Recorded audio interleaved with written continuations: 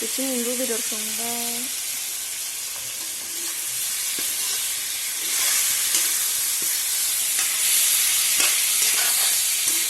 एम्बु बेदर जायो बिराद गोबावसोमोन जोंहा बोसोराव खनसे बा खननैल'सो जायो आरो देग्लाय बेनो फार्स्ट दां आरो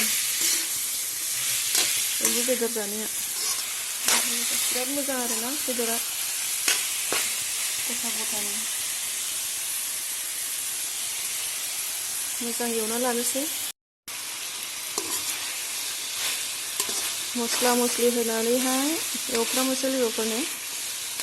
एम्बु बेदरखौ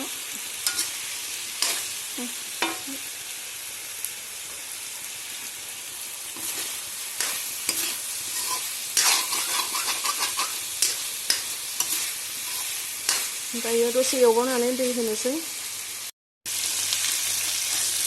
दायो मोजां एवना लाबाय लोगोफोरनो दै होनोसै दायो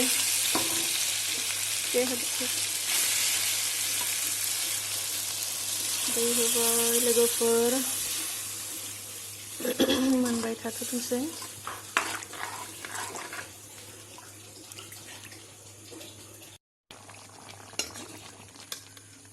बेयो दाउ मुला लोगोफोरनि मोनसिगोन दसे दोनबावनानै खांनोसै मुला दाउ बेयो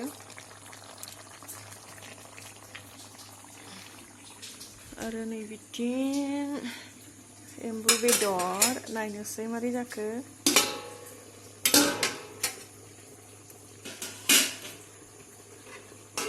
एम्बु बेदरखौ नायनोसै दासो गोदौहांदों बियो नै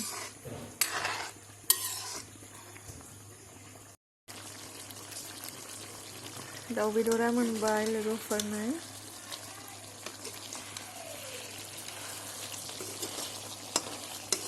मुला दाउ बेदर खांनोसै लोगोफोर दसे दोननानै दायो मोनबाय लोगोफोरनो एम्बु बेदरा एम्बु बेदर बियो मोनबाय लोगोफोर जानोसै नै मोनजोब्बाय नै ओंखामाबो मोनबाय ओमफ्राय जानोसै आरोना लोगोफोर ओंखामखौबो जानोसै खुरनोसै लोगोफोर दिनैनि भिडिअखौ आं बेयावनो दोनथ'बाय मा होखो?